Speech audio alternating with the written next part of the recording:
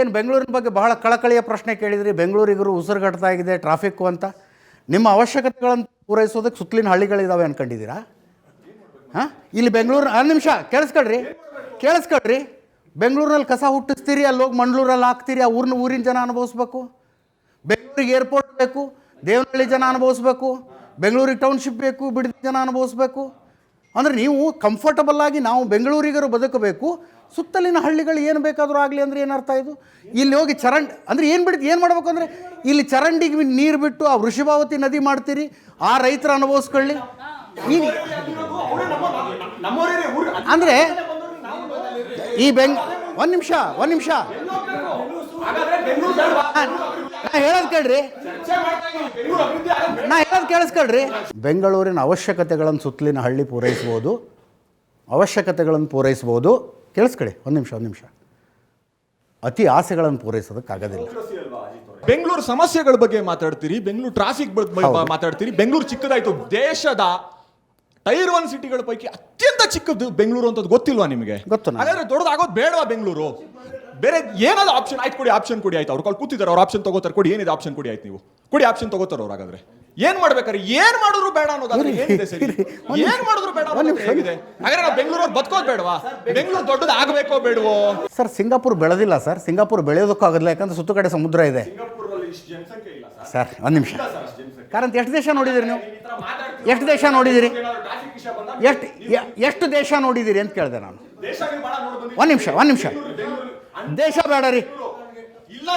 ಅಣ್ಣ ಕೇಳಿಸ್ಕೊಳ್ಳೋದು ಕಲ್ಕೊಳ್ಳೋಣ. ಫಸ್ಟ್ ಕೇಳಿಸ್ಕೊಳ್ಳೋದು ಕಲ್ಕ. ಅವ್ರು ಹೇಳೋದು ಕೇಳ್ಬಿಟ್ಟು ಆಮೇಲೆ ನೀವು ಕೇಳಪ್ಪ. ಮೊದಲು ಕೇಳೋದು ಕಲ್ತ್ಕೋಬೇಕು. ತಮಿಳುನಾಡಿನಲ್ಲಿ ಓದಿದವರೆಲ್ಲ ಚೆನ್ನೈಗೆ ಹೋಗ್ತಾರಾ? ಚೆನ್ನೈನಲ್ಲಿ ಕೊಯಮತ್ತೂರಿನಲ್ಲಿ ಸಾಫ್ಟ್ವೇರ್ ಬೆಳೆಸಿದ್ದಾರೆ, ಹೊಸೂರಿನಲ್ಲಿ ಇಂಡಸ್ಟ್ರೀಸ್ ಬೆಳೆಸಿದ್ದಾರೆ. ಹಂಗೆ ಚೆನ್ನೈನಲ್ಲಿ ಇನ್ನೊಂದನ್ನು ಬೆಳೆಸಿದ್ದಾರೆ. ಅಹಮದಾಬಾದಿಗೆ ಗುಜರಾತ್ನಲ್ಲಿ ಕಲ್ತವರೆಲ್ಲ ಹೋಗೋದಿಲ್ಲ. ಮಾತಾಡೋಕ್ಕಿಂತ ಮುಂಚೆ ಕೇಳಿಸ್ಕೊಳ್ಳಿ, ಒಂಚೂರು ಕೇಳಿಸ್ಕೊಳ್ಳಿ. ಈ ದೇಶದಲ್ಲಿ ಪ್ರತಿಯೊಂದು ರಾಜ್ಯದಲ್ಲೂ 2ನೇ, 3ನೇ, 4ನೇ ನಗರವನ್ನು ಬೆಳೆಸೋದಕ್ಕೆ ಪ್ಲಾನ್ ಇದೆ. ಮಹಾರಾಷ್ಟ್ರದಲ್ಲಿ ಹೆಂಗೆ ಮುಂಬೈನ ಬೆಳೆಸಿದ್ರು ಹಂಗೆ ಪುಣೆನ ಬೆಳೆಸ್ತಾರೆ. ಪುಣೆಗೆ ಇಂಡಸ್ಟ್ರಿಗಳನ್ನು ಹಾಕ್ತಾರೆ. ಸೊಲ್ಲಾಪುರ ಬೆಳೆಸ್ತಾರೆ. ಮಹಾರಾಷ್ಟ್ರದಲ್ಲಿ ಕೇರಳದಲ್ಲಿ ತ್ರಿವೇಂದ್ರಮ್ಮು, ಕೊಚ್ಚಿನು ಏಕಕಾಲದಲ್ಲಿ ಸಮಾನವಾಗಿ ಬೆಳೆಸ್ತಾರೆ. ಇಷ್ಟು ದಿವಸ ಕರ್ನಾಟಕವನ್ನು ಆಳಿದವರಿಗೆ ಬೆಂಗಳೂರು ಬಿಟ್ಟು ಇನ್ನೇನು ಕಾಣಿಸ್ಲಿಲ್ಲ ಸ್ವಾಮಿ. ನಾನು ಹುಬ್ಬಳ್ಳಿಯಿಂದ ಬರ್ತೀನಿ. ಇನ್ನೊಂದ್ಸರಿ ಹೇಳಿ ಸರ್, ಇನ್ನೊಂದ್ಸರಿ ಹೇಳಿ. ಇಷ್ಟು ದಿವಸ ಕರ್ನಾಟಕವನ್ನು ಆಳಿದವರಿಗೆ ಬೆಂಗಳೂರು ಬಿಟ್ಟು ಇನ್ನೇನು ಕಾಣಿಸ್ಲಿಲ್ಲ.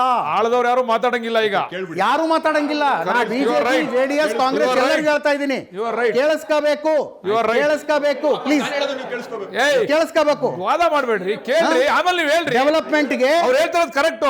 ಡೆವಲಪ್ಮೆಂಟ್ ಯಾರು ಮಾತಾಡ್ತಾರಲ್ಲ ಯಾರಿಗೂ ಅಧಿಕಾರ ಇಲ್ಲ ರೀ ಮಾತಾಡಕ್ಕೆ. ಯಾರಿಗೂ ಪ್ಲಾನ್ ಇಲ್ಲ. ಮಂಗಳೂರಿನಲ್ಲಿ ಡೆವಲಪ್ ಮಾಡೋದಕ್ಕೆ ಒಂದಷ್ಟು ಕ್ಷೇತ್ರಗಳಿದ್ದಾವೆ. ಹುಬ್ಬಳ್ಳಿಯಲ್ಲಿ ಡೆವಲಪ್ ಮಾಡೋದಕ್ಕೆ ಒಂದಷ್ಟಿದ್ದಾವೆ. ಕಲಬುರಗಿಯಲ್ಲಿ ಡೆವಲಪ್ ಮಾಡೋದಕ್ಕೂ ಒಂದಷ್ಟಿದ್ದಾವ್ರಿ. ನೀವು ಮಾಡೋದನ್ನೆಲ್ಲ ತಂದು ಬೆಂಗಳೂರಲ್ಲೇ ಮಾಡ್ತೀನಿ.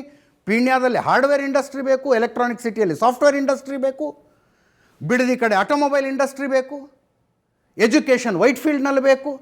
ಹಿಂಗೆ ಮಾಡ್ಕೊಂಡು ಕೂತ್ಕೊಂಡು ಆಮೇಲೆ ನೀವು ಬಿಡದಿ ಜಮೀನು ಬೇಕು ಅಂತೀರಿ, ದೇವನಹಳ್ಳಿ ಜಮೀನು ಬೇಕು ಅಂತೀರಿ. ಏನು ಕರ್ನಾಟಕದಲ್ಲಿ ಬೇರೆ ಏನಿಲ್ವಾ? ಆಗಬಾರ್ದ ಬೇರೆ ಏನು? ಭಾಳ ಇಮೋಷ್ನಲ್ ಆಗಿ ಬೆಂಗಳೂರಿಗರು ಟ್ರಾಫಿಕ್ ಸಮಸ್ಯೆಯಲ್ಲಿ ಸಿಲುಕಿಕೊಂಡು ಒದ್ದಾಡುತ್ತಿದ್ದಾರೆ. ಯಾರು ಮಾಡ್ಕೊಂಡಿದ್ದನ್ನು? ಯಾಕೆ ಮಾಡ್ಕೊಂಡ್ರಿ ಇದನ್ನು? ನಾನು ಹುಬ್ಬಳ್ಳಿಯಲ್ಲಿ ಡಿಗ್ರಿ ಮಾಡಿ ಎಕ್ಸಾಮ್ ಬರೋದು ಬೆಂಗಳೂರಿಗೆ ಬಸ್ ಹತ್ಕೊಂಡ್ಬರೋ ಪರಿಸ್ಥಿತಿ ಯಾಕೆ ಸರ್ ಬಂತು? ಚರ್ಚೆ ಬೆಂಗಳೂರು ಆದ್ರಿಂದ ಬೆಂಗಳೂರು ಮಾತಾಡ್ತೀವಿ. ಬೆಂಗಳೂರು ಮಾತ್ರನಾ? ಕರ್ನಾಟಕ ಸರ್ಕಾರ ರಾಜ್ಯದ ಅಭಿವೃದ್ಧಿ ಮಾಡ್ತಾ ಇಲ್ವಾ? ಯಾವುದು ಮಾಡ್ತಾರ? ಬೇರೆ ಎಲ್ಲ ಅಭಿವೃದ್ಧಿ ನಡೀತಾ ಇಲ್ವಾ? ಬೆಂಗಳೂರು ಚರ್ಚೆ. ಮಂಗಳೂರು ಬಗ್ಗೆ ಹೇಳಿ. ಮಂಗಳೂರು ಬಗ್ಗೆ ಡಿ ಕೆ ಶಿವಕುಮಾರ್ ಅವರು ಮಾತಾಡೋರು, ಲೈಫ್ ಬಗ್ಗೆ ಮಾತಾಡಿದ್ರು. ಏನಾದ್ರ ಅರ್ಥ? ಬೆಳಗಾವಿ ನಡೀತಿಲ್ವಾ? ಹುಬ್ಳಿ ನಡೀತಿಲ್ವಾ? ಧಾರವಾಡ ನಡೀತಿಲ್ವಾ? ಫ್ಯಾಕ್ಟ್ರಿಗಳು ಎಷ್ಟಿದೆ? ಎಷ್ಟು ಫ್ಯಾಕ್ಟ್ರಿಗಳು ಬಂದಿದೆ? ಬೆಂಗಳೂರು ಸೆಂಟ್ರಿಕ್ ಆದ್ರಿಂದ ಮಾತಾಡ್ತಾ ಇದ್ದೀನಿ. ನನ್ನ ಹೆಸರು ಶೇಖರ್, ಅಂಚಿಪುರ ಕಾಲೋನಿ ಗ್ರಾಮ. ನಾನು ಯೋಜನೆಯ ಪರವಾಗಿದ್ದೀನಿ. ಓಕೆ. ನಮ್ಮ ಭೂಮಿ ನಮ್ಮ ಭವಿಷ್ಯದ ದೃಷ್ಟಿಯಿಂದ ನಾವು ಯೋಜನೆಗೆ ಭೂಮಿ ಕೊಡಲು ಸಿದ್ಧ ಇದ್ದೀವಿ. ಓಕೆ. ಯೋಜನೆಗೆ ಸಿದ್ಧ ಯಾಕಿದ್ದೀವಿ ಅಂದರೆ ನಾನು ಕೆಲವೊಂದು ಪಾಯಿಂಟ್ ಇವೆ, ನಾನು ಹೇಳ್ತೀನಿ.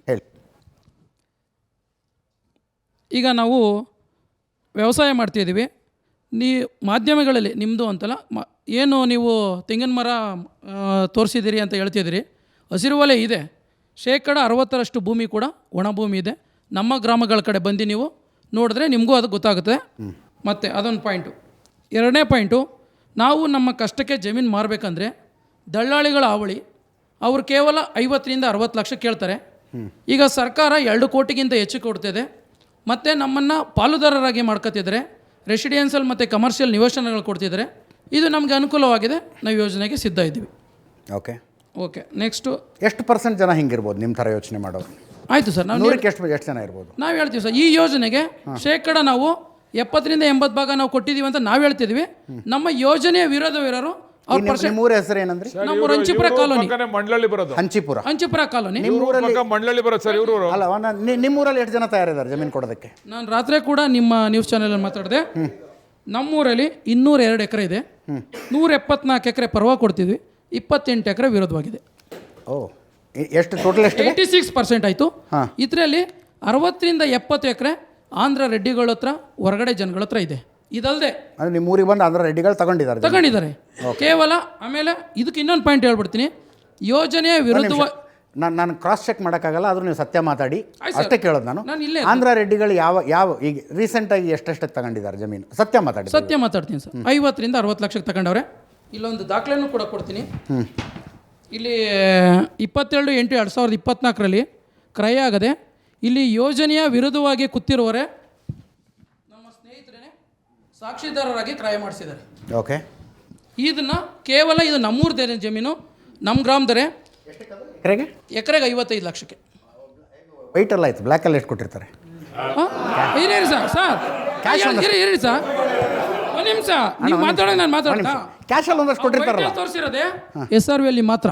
ಬ್ಲಾಕಲ್ಲಿ ಹೇಳ್ತೀರ ನಾನು 55 ಲಕ್ಷಕ್ಕೆ. ಸತ್ಯಾಂಶ, ನೀವು ನಮ್ಮ ಗ್ರಾಮದಲ್ಲಿ ಬಂದು ಇವರಿಬ್ಬರು ಏನಿದ್ದಾರೋ ಇವರು ಇದೇ ಜಮೀನು ಅದು ನಮ್ಮ ದಲಿತರದು ಅಂದ್ಬಿಟ್ಟು 55 ಲಕ್ಷ ತಗೊಂಡ್ರು.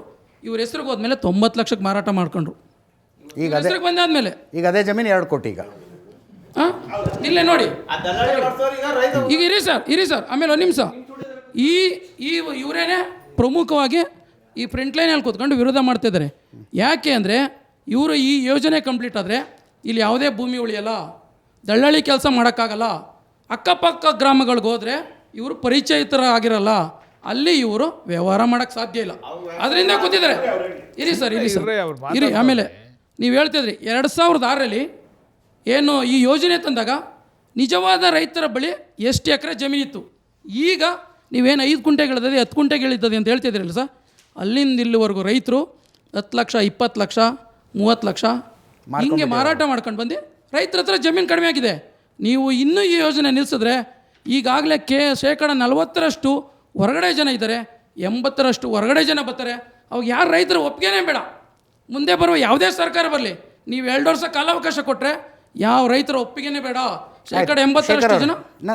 ನನಗೊಂದು ಡೌಟ್ ಇದೆ. ಹೇಳಿ ಸರ್. ಬಾಲಕೃಷ್ಣ ಅವ್ರನ್ನೂ ಬಿಟ್ಟುಬಿಡಿ, ನೀವು ರೈತರು ಒಂದು ಕಡೆ ಕೂತ್ಕೊಂಡಿದ್ದು ಮಾತಾಡೋದಕ್ಕಾಗೋದಿಲ್ವಾ? ಮಾತಾಡ್ಬೋದು. ರಾಜಕಾರಣಿಗಳನ್ನು ಬಿಟ್ಟುಬಿಡಿ, ಮಾತಾಡ್ಬೋದು. ಯಾವಾಗ ಮಾಡ್ತೀರಿ? ಟಿವಿ ಸ್ಟುಡಿಯೋದಲ್ಲೇ ಭೇಟಿ ಆಗ್ಬೇಕಾ ನೀವು ಒಬ್ರಿಗೊಬ್ರು? ನಾವು ರೆಡಿ ಸಿದ್ಧ ಇದ್ದೀವಿ ಸರ್. ನಾವು ಯೋಜನೆ ಪರವಾಗಿ ಯಾಕೆ ಕೊಡಬೇಕು ಅಂತ, ಇವ್ರ ಯೋಜನೆ ವಿರುದ್ಧಕ್ಕೆ ಯಾಕೆ ಕೊಡಬೇಕಂತ ನೇರವಾಗಿ ಚರ್ಚೆ ಆಗಲಿ. ಆದರೆ ಇವರೇನೀಗ ಪಾದಯಾತ್ರೆ ಮಾಡ್ಕೊಳ್ಳೋದು, ಇನ್ನೊಂದು ಪಕ್ಷದವ್ರು ಕರೆಸೋದು, BJPಯವ್ರು ಸಪೋರ್ಟ್ ತಗೊಳ್ಳೋದು. ಕಾರ್ಯಕರ್ತರ ಇಲ್ಲ ಸರ್, ನಾನು ರೈತವಾಗಿ ಮಾತಾಡ್ತಾ ಇರೋದು ಈಗ ಸರ್. ನಾನು ಇದೀನಮ್ಮ ಇಲ್ಲಿ, ಪ್ರಾಮಾಣಿಕವಾಗಿ ಹೇಳ ಒಳ್ಳೆ ನಾನು ಇದೀನಿ ಇಲ್ಲಿ ಸರ್. ಅಜಿತ್ ಅವರೇ, ನಾನು ನಿಮ್ಮ ಊರಿನಲ್ಲಿ 86% ರೈತರು ತಯಾರಿದ್ದಾರೆ ಕೊಡೋದಕ್ಕೆ. ಹೌದು ಸರ್, 86%. ಹೌದು ಸರ್. ನಾನು ಇಷ್ಟು ಬೆಲೆಯನ್ನ ನಿಮಗೆ ಯಾರು ಕೊಡೋದಕ್ಕಾಗೋದಿಲ್ಲ. ಹೌದು ಸರ್. ಆಮೇಲೆ ಶೇಖರ್ ಅವರೇ ಸರ್, ಆಮೇಲೆ ಸರ್ ದಲಿತರ ಜಮೀನು ಅಂತ ಬಂದಾಗ ಸರ್ ನೀವು ಹೇಳ್ತಾ ಇರೋದು ಲಾಜಿಕಲಿ ಕರೆಕ್ಟ್ ಇದೆ, ತಾರ್ಕಿಕವಾಗಿದೆ ನಿಮ್ಮ ಪ್ರಶ್ನೆ. ಇಷ್ಟು ಬೆಲೆಯನ್ನು ಯಾವ ದಳ್ಳಾಳಿನೂ ಕೊಡೋಕ್ಕೆ ಸಾಧ್ಯ ಇಲ್ಲ, ಆಂಧ್ರದ ರೆಡ್ಡಿನೂ ಕೊಡೋಕ್ಕೆ ಸಾಧ್ಯ ಇಲ್ಲ, ಗೌರ್ಮೆಂಟ್ ಕೊಡ್ತಾ ಇದೆ ಅಂದ್ರೆ ಕೊಟ್ಬಿಡೋಣ ಅಂತ.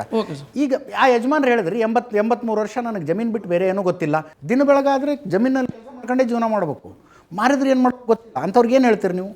ಮಾರ್ಕೊಂಡ್ಬಿಡ್ರಿ, ಆಗಿದ್ದಾಗೋಯ್ತು ಅಂತ. ಸರ್, ಇವ್ರು ಹೇಳಿದ್ರು 83 ವರ್ಷ ಅಂತ. ನನಗೆ 47 ವರ್ಷ. ನಾನು ಕೃಷಿ ಮಾಡ್ತೀನಿ, ನಮ್ಮದು ತೆಂಗಿನ ಮರ ಇದೆ, ನಮ್ಮದು ಬೋರ್ ಹಾಕ್ಸಿದ್ದೀನಿ, ನೀರು ಬರ್ತಾ ಇಲ್ಲ. ಮತ್ತು ನಾನು ವ್ಯವಸಾಯ ಮಾಡ್ತೀನಿ, ಜೋಳ ಬೆಳಿತೀನಿ, ಕೋಸು ಹಾಕಿದೆ. ನೀವು ಹೇಳಿದ್ರು ಯಾಕೆ ಈ ಕೃಷಿ ಮಾಡ್ತಾಯಿದ್ದೀವಿ ನಾವು ಮಾಡ್ತಾಯಿಲ್ಲ ಅಂತ. ಇವರು ವಯಸ್ಸು ಅಂತರ, ನೀವು ದುಡಿಯೋಕ್ಕಾಯ್ತಲ್ಲ, ನೀವು ಶೋಕಿ ಮಾಡ್ತೀರಿ ಅಂತ ಇವ್ರ ಮನೋಭಾವ ಇರ್ಬೋದು. ನಾವು ಕೂಡ 1 ಎಕರೆ ಬೇಬಿ ಕಾರ್ನ್ ಬೆಳೆದ್ರೆ 30,000 40,000 ಸಿಗ್ತದೆ.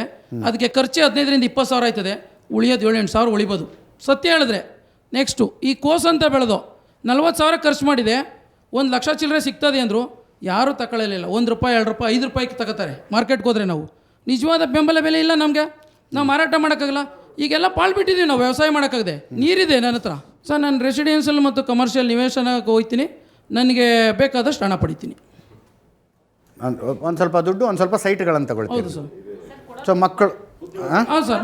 ಸರ್ ಈಗ ಜೀವನ ಚೆನ್ನಾಗಿರುತ್ತೆ, ಆರಾಮಾಗಿ ಜೀವನ ಮಾಡ್ಕೊಂಡು ಹೋದ್ರಾಯ್ತು. ನನ್ನ ಮಕ್ಕಳು ಈಗ ನಾವೇ ವ್ಯವಸಾಯ ಮಾಡೋಕೆ ಕಷ್ಟಪಡ್ತಿದ್ದೀವಿ ಅಂದರೆ ಮುಂದಿನ ಪೀಳಿಗೆಯಲ್ಲಿ ನನ್ನ ಮಗ ಆಗಲೇ ಇಂಜಿನಿಯರ್ ಓದ್ತಾ ಇದ್ದಾನೆ, ಅವನಿನ್ನು ವ್ಯವಸಾಯ ಮಾಡೋಕೆ ಅವ್ನು ಬರೋದಿಲ್ಲ. ನಾವು ಇದರಿಂದ ಅಭಿವೃದ್ಧಿ ಹೊಂದ್ತೀವಿ ಅಂತ ನಮ್ಮನ್ನು ಕಂಡಿದ್ದೀವಿ. ಮತ್ತು ನಾವೇನು ಪೂರ್ತಿ ಜಮೀನು ಕಳ್ಕೊತಿಲ್ಲ, ಸರ್ಕಾರ ನಮ್ಮನ್ನ ಪಾಲುದಾರಿಕೆಗೆ ತಗೊಳ್ತಿರೋದ್ರಿಂದ ನಾವು 2 ರೆಸಿಡೆನ್ಷಿಯಲ್ ಮತ್ತು ಕಮರ್ಷಿಯಲ್ ತಗೊಂಡು ನಮ್ಗೆ ಬೇಕಾದಷ್ಟು ಹಣ ಪಡಿತೀವಿ ಸರ್.